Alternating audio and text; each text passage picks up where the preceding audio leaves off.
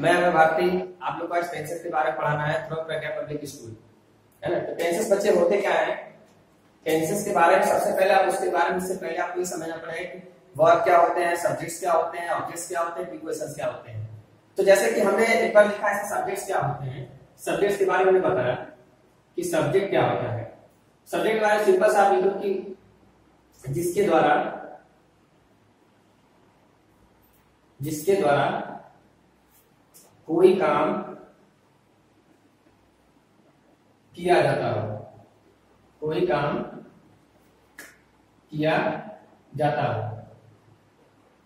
अब जैसे कि मैं एग्जांपल एक लिख रहा हूं, मोहन अपने घर जाता है। तो इसमें अगर हमें सब्जेक्ट पहचानना हो तो सब्जेक्ट होता क्या है, तो कैसे पहचानेंगे। अब इसमें हम पढ़कर देखेंगे कि कौन सा किसके द्वारा कोई काम हो रहा है। जैसे हम पढ़ रहे हैं कि मोहन अपने घर जाता है, अगर हम इसके बीच में अगर मोहन हटाते हैं तो अपने घर जाता है, कौन जाता है अपने घर, क्या इसमें पता चल रहा है कि कौन जाता है अपने घर। लेकिन जैसे अगर हमने लगा दिया कि मोहन अपने घर जाता है तो इसमें ये हमारा हो जाएगा सब्जेक्ट। इसको क्या बोलेंगे हम, सब्जेक्ट।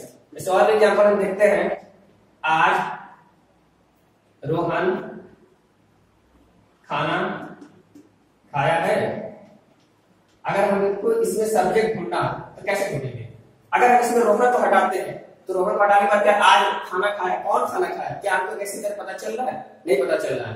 तो हम क्या करेंगे कि जो इसमें जिसके द्वारा काम किसके द्वारा हो रहा है, जैसे इसमें देखिए काम किसके, मोहन कौन जा रहा है अपने घर, मोहन जा रहा है, काम किसके द्वारा हो रहा है, मोहन के द्वारा, इसमें मोहन का जाएगा सब्जेक्ट हो जाएगा। इस तरीके से इसमें अगर अगर आज हम बात करें तो आज तो कोई सब्जेक्ट बन नहीं रहा है, लेकिन हम रोहन को बोले कि आज रोहन किसने खाना नहीं खाया है, रोहन, तो रोहन का बाद रोहन इसमें क्या हो जाएगा हमारा फिर से सब्जेक्ट हो जाएगा।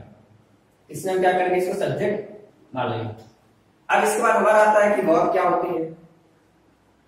वर्ब, तो वर्ब भी क्या टू टाइप्स के होते हैं। पहला होता है इसमें वर्ब हेल्पिंग वर्ब होती है, और दूसरा होता है इसमें मेन वर्ब। हेल्पिंग वर्ब क्या होती है, जैसे है, था, थी, होगा आदि। और मेन वर्ब क्या होती है, जो वाक्य के अंत में ना लगा हो। जैसे खेलना, अब इसमें जो ना लगा है इसे पहचान हो रही है। कूदना,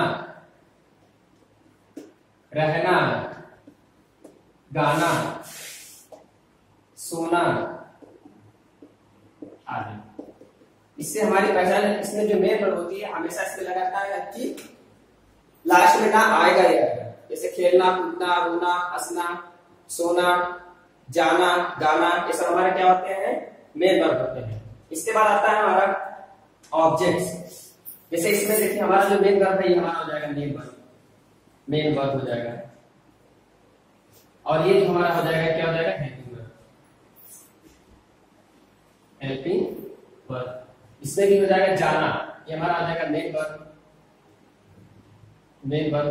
और ये जो हो जाएगा हमारा हेल्पिंग वर्ब हो जाएगा, हेल्पिंग वर्ब हो जाएगा। तो इस तरीके से पहले हम जानेंगे। इसके बाद क्या आता है, हमारा एक सब्जेक्ट हो गया, और इसके बाद आता है ऑब्जेक्ट। ऑब्जेक्ट में क्या होता है, और कि ऑब्जेक्ट जैसे एग्जांपल लिखे, अपने घर,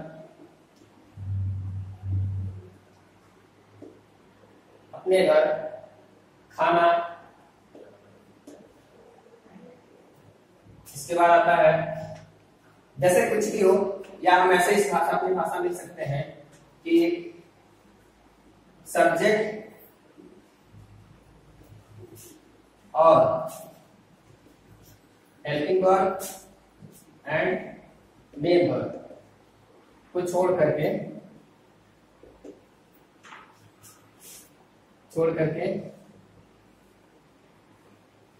बाकी सब ऑब्जेक्ट रहता है।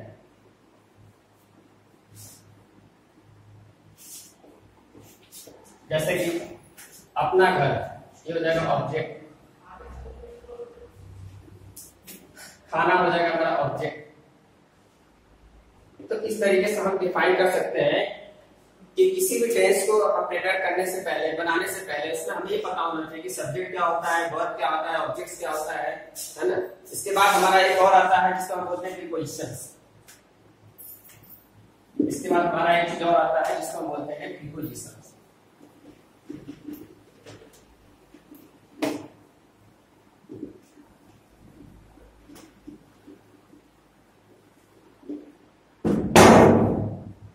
एक चीज और आता है हमारा, इसको क्या बोलते हैं प्रीपोजिशन। प्रीपोजिशन की पहचान ये होती है, जैसे एग्जांपल में लिखूं से, पर, में आदि। जैसे एग्जांपल पूरा में लिखूं रोहन अपने बागीचे में खेल रहा है,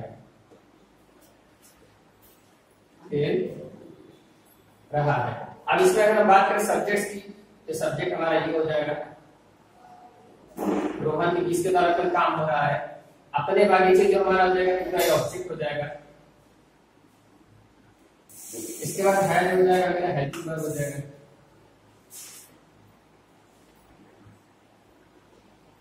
हेल्पिंग वर्ब हो जाएगा। खेल ना हो जाएगा हमारा मेन वर्ब। इसके बाद जो बचता है लास्ट का, ये जिसकी हम बात कर रहे हैं प्रीपोजिशन। प्रीपोजिशन इतनी चीजें किसी भी सेंटेंस को हमको बनाने के लिए सबसे पहले हमें पता होना चाहिए कि किसमें क्या सब्जेक्ट्स है, ऑब्जेक्ट्स है, मेन वर्ब है या फिर ऑब्जेक्ट्स है। इसको हम कैसे आइडेंटिफाई करेंगे, तो हमारा आइडेंटिफाई करने का पहचान इतना तक होता है। ठीक है, अब हम आते हैं अपने टेंसेस में कि टेंस कितने टाइप्स होते हैं, टेंस क्या होते हैं, टेंस कैसे हम हैंडल करेंगे। तो पहले तो बात होती है कि टेंस का नाम सुनते ही बच्चों के अंदर दिमाग में टेंशन। टेंस का दूसरा नाम क्या होता है, टेंशन ही होता है। बट आप लोग को ऐसा नहीं समझना है, टेंशन यहाँ नहीं लेना है, टेंस पढ़ना है और अच्छी तरीके से पढ़ना है। आप पढ़कर देखिए, आपको खुद समझ जाएगा कैसा, मतलब ये आसान है या जो भी आप लोग कोई पढ़ा होगा आज तक, आसान लग रहा है या टफ लग रहा है, आप खुद आइडेंटिफाई करोगे। तो टेंस जनरली हमारे 3 टाइप्स होते हैं और 3 टाइप्स होते हैं जिसकी मैं बात कर रहा हूं। पहला आता है प्रेजेंट टेंस और दूसरा होता है हमारा पास्ट टेंस और तीसरा होता है फ्यूचर टेंस। फ्यूचर टेंस अब इन तीनों के बीच में तो सबसे पहले हम स्टार्ट करेंगे प्रेजेंट टेंस के बारे में। अगर आप लोग को लिखना है तो वीडियो को पॉज करके आप लिख सकते हैं, कोई दिक्कत नहीं। बाकी हम आगे बढ़ते हैं, पहले हम बात करेंगे प्रेजेंट टेंस की।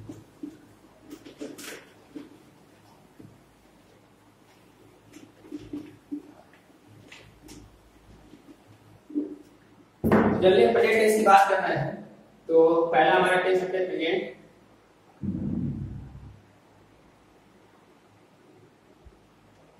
प्रेजेंट टेंस इसके 4 पार्ट्स होते हैं। अब 4 पार्ट्स होते कौन कौन है, जरा आप इसको भी देख लीजिए। पहले आप बस समझते जाइए चीजों को। 4 पार्ट्स इसमें होते कौन कौन है, तो वो क्या 5 पार्ट्स होते हैं। एक पहला होता है इसका प्रेजेंट सिंपल और दूसरा होता है प्रेजेंट इंडेफिनिट और तीसरा होता है प्रेजेंट कंटीन्यूअस। प्रेजेंट कंटीन्यूअस और तीसरा होता है प्रेजेंट चौथा प्रेजेंट परफेक्ट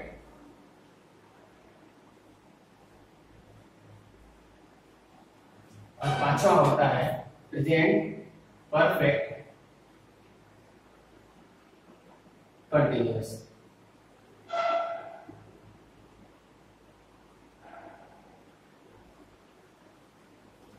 लेकिन हम सबसे पहले हम बात करेंगे प्रेजेंट सिंपल की।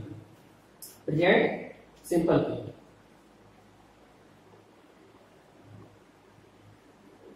अब प्रेजेंट सिंपल में हम कैसे पहचानेंगे कि प्रेजेंट सिंपल का टेंस है मेरा या फिर